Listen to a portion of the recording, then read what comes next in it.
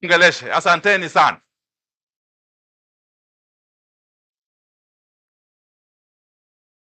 Asanteni sana, tafadhali tunaweza keti chini. Thank you very much. Let's take our seats.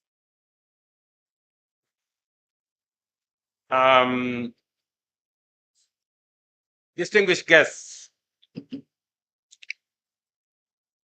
ladies and gentlemen, it gives me immense pleasure to join you this morning here in Olkaria, Nakuru County to unveil this critical and transformative investment and venture, the Kaishan Green Ammonia Fertilizer Project.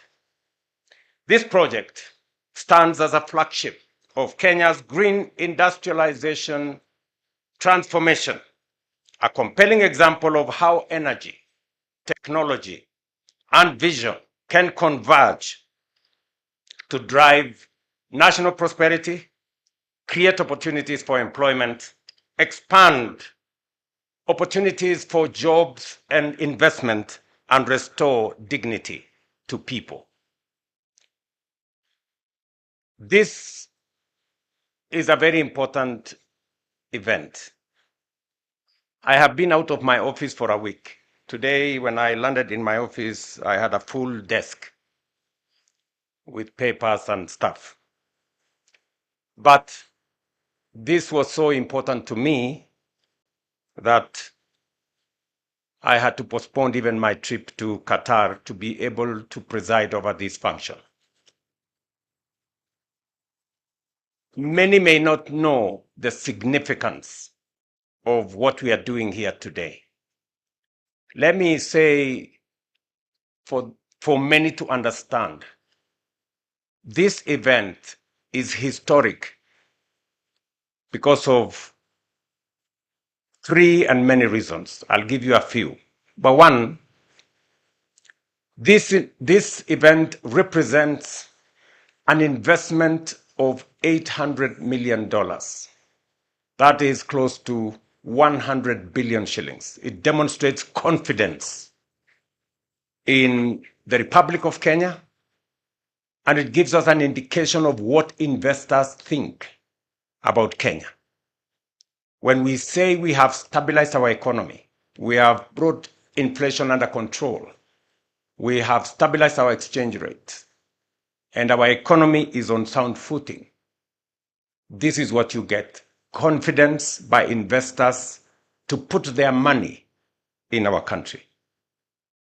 Number two, it is significant because for the first time in the African soil, fertilizer will be produced from ammonia that is coming from green energy.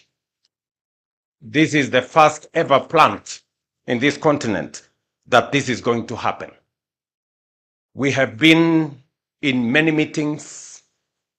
Ever since I came into office, I held the Africa Climate Summit to discuss how to balance environment and nature, and to persuade many who do not see how it is possible for us to live in a world that is sustainable and to have energy that does not interfere with nature.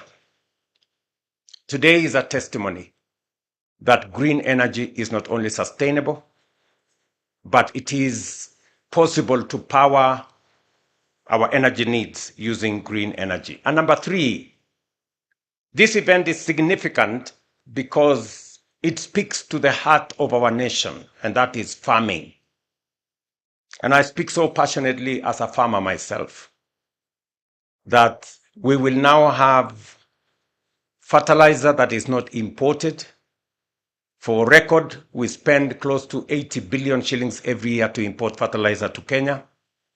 This plant will now generate fertilizer from our own geothermal resources, using local products, using local raw materials, local energy, local human capital, and 480 metric tons is close to 9.2 million 50 kilogram bags of fertilizer. That means that not only will farmers have a reliable supply of fertilizer that is not predicated on events elsewhere in the world, whether we have war in Europe or elsewhere, we will not have trouble with logistics. But much more importantly, it's going to save us on our foreign exchange. We will not be using our foreign exchange to import fertilizer. We will be producing fertilizer from our own resources. And therefore, this is a very significant investment and a very significant project for Kenya. It is also important for us to know that while I have pursued the chairman, we were supposed to do this with a different company called FFI, but they let us down. But when I discussed with the chairman of Kaishan, and he offered to step in, I have been on this project for the last 2.5 years. I think I have had countless meetings in my office. My good friend, the former CEO of GDC there, who is now an advisor in my office, has been working with me and my economic team to see how we can bring this to fruition. And so I am very, very proud this moment. This morning is a great morning for Kenya and for those of us who are farmers. I am making the first order of 5,000 bags of fertilizer. The first fertilizer I will be the one to use in my farm. Because for decades, farmers, who are the cornerstone of our nation, have borne the burden of unpredictable fertilizer prices, supply shocks, and global volatility. These challenges have inflated food costs, reduced yields, and strained household incomes. In 2023 alone, Kenya imported more than 600 metric tons of fertilizer at a cost of close to 80 billion shillings. In just the first half of 2025, we have imported 443 tons of fertilizer worth nearly 60 billion. That is between January and now. Each shipment represents a cost to our national treasury and to our dollar reserves, and a lost opportunity for young people in Kenya. This government is determined to change that reality, and today's event marks a decisive step towards self-sufficiency and resilience in fertilizer production. The Kenyan Kaishan Green Fertilizer Plant will produce, as I have said, 480 metric tons of fertilizer every year, guaranteeing farmers a steady and affordable supply. It will shield our economy from global price shocks, strengthen food security, and save the country's valuable foreign exchange reserves that can be now redirected to other national priorities. From deep beneath the Rift Valley flows one of our greatest industrial treasures, the geothermal steel. Kenya holds an estimated 10,000 megawatts of geothermal potential, yet we have harnessed just less than 10,000 or 10%, which is 1,000 megawatts. Kenya's leadership in geothermal energy gives us a unique advantage to power green industries sustainably. This project will tap 165 megawatts of geothermal power to synthesize green ammonia and convert it into fertilizer, the first project of its kind in Africa. Beyond fertilizer production, this venture will prevent more than 600 tons of carbon dioxide emission every year, equivalent to getting 130,000 internal combustion engine cars off the road. At the same time, it will create more than 1,000 jobs, offering opportunities for our young people and local communities. It will also nurture a new generation of geothermal engineers, hydrogen experts, process operators, and innovators in many fields, the pioneers who will power Africa's green industrialization future. Beyond its environmental and social impact, this project is also a sound commercial investment. With a total investment value of US dollars 800 million, it is projected to generate more than 13 million US dollars, that is 1.7 billion Kenya shillings in annual profits to KenGen, while opening new frontiers for carbon credit generation and trading under international climate mechanisms. Around the world, markets are rewarding sustainability.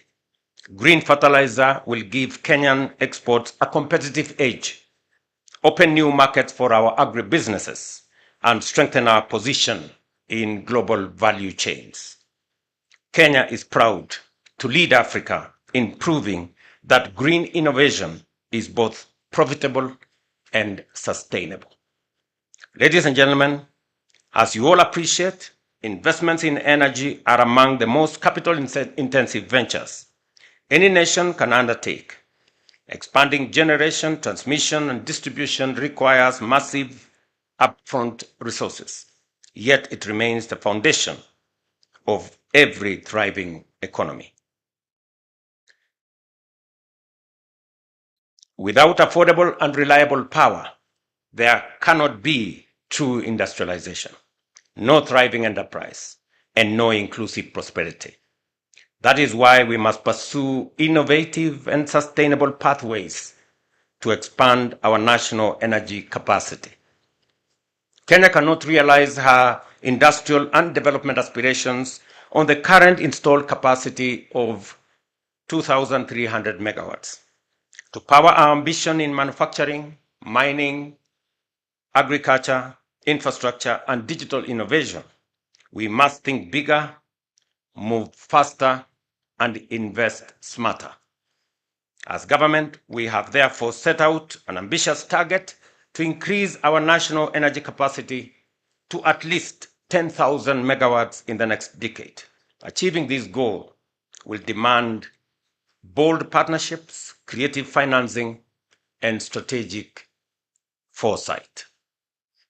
It is the reason why we are not only giving priority to public-private partnerships, such as the one we launch here today, but also establishing a national infrastructure fund to mobilize long-term blended capital for transformative projects, not only in energy, but also in transport, in our airports, in roads, in our dams, and other critical enablers of growth.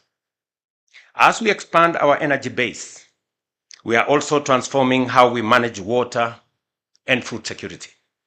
We must be a nation that dreams boldly and executes decisively. Our target is to build 50 new mega dams across the country, bringing at least 2.5 million acres of land under irrigation to secure our food supply, boost agricultural productivity, and expand our agricultural exports. We cannot claim to be a food secure nation while still depending on rain-fed agriculture. Expanded irrigation will enable us to cut our current food import bill, now standing at Kenya shillings 500 billion shillings annually, and redirect those resources to finance our national transformation agenda. At the same time, we must expand our road network. And speaking about what I have said here, the Member of Parliament who represents the next constituency here, on behalf of the other leaders from this region, it is our intention that as we expand the job opportunities that will be found in this KenGen, as was said by KenGen management, they will involve the local community here in making sure that the young people that come from this area become part and parcel of the workforce that will drive this great investment.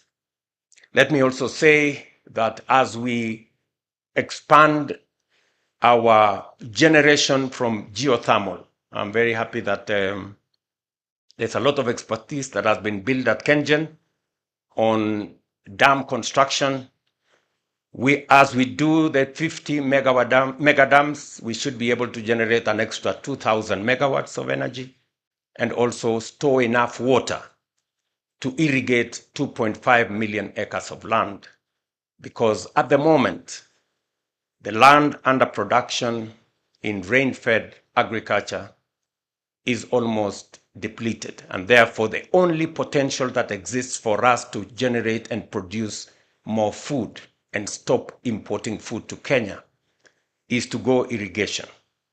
Irrigation, therefore, requires us to store water and to also make sure that we generate energy using that water as we use it for irrigation. And therefore, I am looking forward to working with the leaders in this space, members of parliament, both at the National Assembly and the Senate, as we push the new initiative that will give us an infrastructure fund that is going to work with the private sector. We all realize that unless we leverage the private sector, we will not have enough resources to drive our transformation. But if we work with the private sector, like in this particular case, Kaishan is investing $800 million. That is 100 billion shillings. That is not our money. That is not in the balance sheet of the Kenya government. It is private sector money. But how are we connecting the dots? We are giving them a power purchase agreement. We are going to give them a fertilizer purchase agreement that is going to support this investment.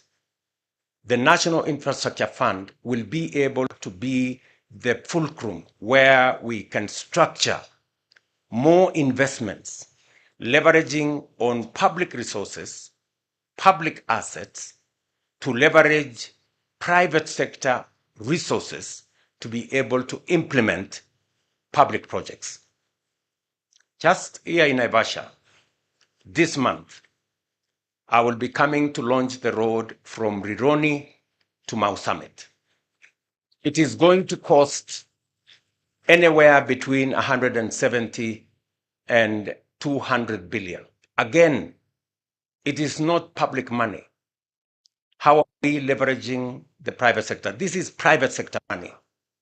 We are going to give them a concession agreement that is going to generate resources for them to repay their investment. And this is the kind of innovation and creativity that we need in the public sector for us to use public assets, public resources to leverage 3, 4, 5 times private sector resources to be able to drive our transformation. It is no longer possible for us to borrow money to build a road like the one we are going to build here from Rironi to Mau Summit. If we were to borrow 200 billion shillings, we would have to close our books and do nothing else. So it is important for us to know, how are we going to think outside the box? We need to be strategic, we need to be innovative, and we need to be agile in how we leverage the resources that we have. And that is why I am determined that our country has tremendous potential, and we've always talked about it, but we haven't actualized because there has not been enough strategic thinking, enough creative and innovative investments to be able to unlock the great potential that our country is. And that is why I insist that Kenya is a third world country by mistake. And we owe it to the people of Kenya to get Kenya to the right place. Kenya is supposed to be among the first world countries. And we can do it in our lifetime if we are strategic, if we are innovative, and if we can think outside the box. And therefore, I am very confident that this investment energizes our resolve of transforming Kenya to that great nation that it should be. When I say that we should expand, and this is the plan that I'm going to lay out to the people of Kenya, that we should have at least a minimum of 1,000 kilometers of dual carriageway tolled so that we can have enough superhighways in Kenya. I have instructed the Ministry of Roads to work on the first 10,000 kilometers priority list and another 10,000 kilometers phase 2, so that instead of haggling about 2 kilometers here, 10 kilometers there, 20 kilometers here, and we are scrambling and there is negative competition, we should be bold and do between 10 and 20,000 kilometers so that we can connect every part of Kenya and make every region believe that they belong to one great nation called Kenya. At the same time, I will be, and I'm happy that the members of parliament are here. When you go back to parliament, you will find on your desk a proposal from me on sovereign wealth fund and national infrastructure fund, because that is how we are going to move Kenya from a third world country to a first world country. I remember the other day when I said we need about 4 trillion shillings to be able to do our roads, to be able to do 10,000 kilometers of 10,000 megawatts of energy, and to be able to do 2.5 million acres of irrigation. Many people think that 4 trillion shillings is not feasible. If this project alone is 100 billion, 4 trillion is just around the corner. And I'm going to show you how we are going to get 4 trillion and transform this nation. Already, as I talk to you, I remember when I was in Ethiopia, and I mentioned that we have signed contracts of $4 billion under our housing program. Many people question the statistics. I want to repeat. Let me put it in Kenya shillings. $4 billion is roughly close to beyond 500 billion Kenya shillings, almost 600.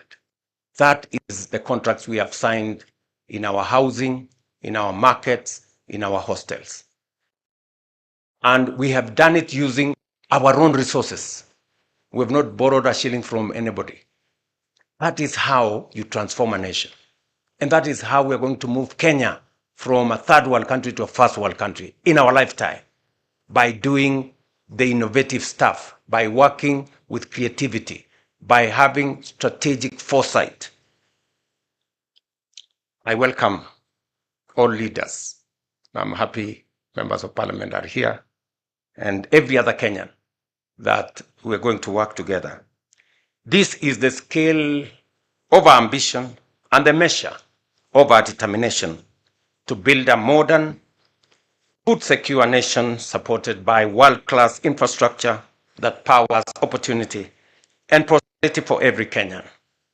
Together, we are called upon to dream boldly, act decisively, and deliver a future of shared prosperity. One of the presidents of the United States said, leaders are measured by the vision they have and the price they are willing to pay for its achievement. I want to challenge every leader in Kenya that the vision we have for our nation, we must be willing to pay the price for its achievement. Thank you very much. My very best wishes to Kaishan and Kenjen. I look forward to coming here in 2027 in April to open the plant, and I look forward to your supply of fertilizer in August, as you have told me. I want to be the first farmer to use green fertilizer from our own resources. Thank you very much, and God bless you. One more round of applause for His Excellency's wonderful speech. May I request that we take our seats briefly? Your Excellency, we have some gifts for you. Let's take our seats, please. Kindly, let's take